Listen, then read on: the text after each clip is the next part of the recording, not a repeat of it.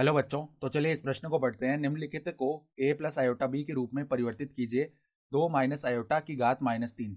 तो यहाँ पर देखो, हमें इसे a प्लस आयोटा बी के रूप में परिवर्तित करना है। ठीक है, तो प्रश्न में आगे बढ़ने से पहले इस प्रश्न से संबंधित जो मुख्य उदाहरण है उसकी हम चर्चा कर लेते हैं। तो देखो, मुख्य उदाहरण यहाँ पर देखो, हम जानते हैं आयोटा स्क्वायर का जो मान है वो -1 होता है।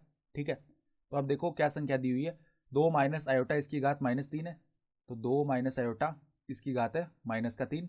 तो इसका मतलब क्या हो गया, यही तो है, 1/2 माइनस आयोटा इसकी घात 3 हो जाएगी। ठीक है, तो अब इसे परिवर्तित करने के लिए a प्लस आयोटा बी के रूप में हम पहले क्या करते हैं, गुणा करते हैं। ऊपर गुणा कर लेंगे 2 प्लस आयोटा इसकी घात 3 बट्टा में 2 प्लस आयोटा इसकी घात 3। तो ऊपर नीचे ऐसे गुणा कर सकते हैं।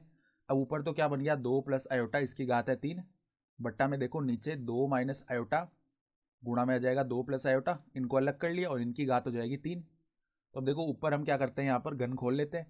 तो कैसे खुलेगा, देखो a प्लस बी की घात जब 3 होती है तो a की घात 3 प्लस में b की घात 3 प्लस में 3a square B plus 3ab square, इस तरीके से खोलते हैं। तो पहले 2 की घात आएगी 3 यानी कि 8 प्लस में आयोटा की घात आ जाएगी 3।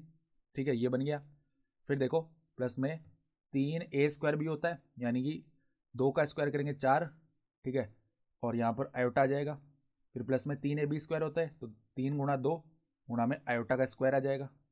बट्टा में देखो यहाँ पर, बट्टा में a माइनस बी गुणा a प्लस बी जैसे पद लिखे हुए हैं घन के अंदर। तो ये क्या होता है, a square minus b square. तो 4 माइनस में आयोटा का स्क्वायर हो जाएगा और इसका क्या है, घन है।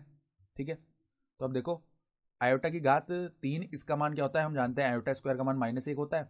तो दोनों तरफ हम आयोटा से गुणा करेंगे तो आयोटा की घात 3 का जो मान है वो माइनस आयोटा आ जाएगा। तो 8 माइनस आयोटा, फिर प्लस में 12 आयोटा।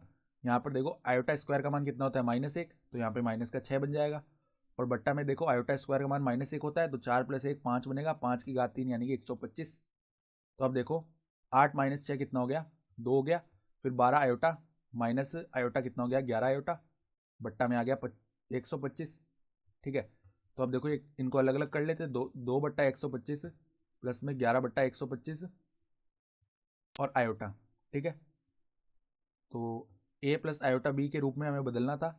तो वो रूप क्या आ गया, 2/125 प्लस आयोटा गुणा 11/125, जहाँ पे a का मान 2/125 हो गया और b का मान 11/125 हो गया।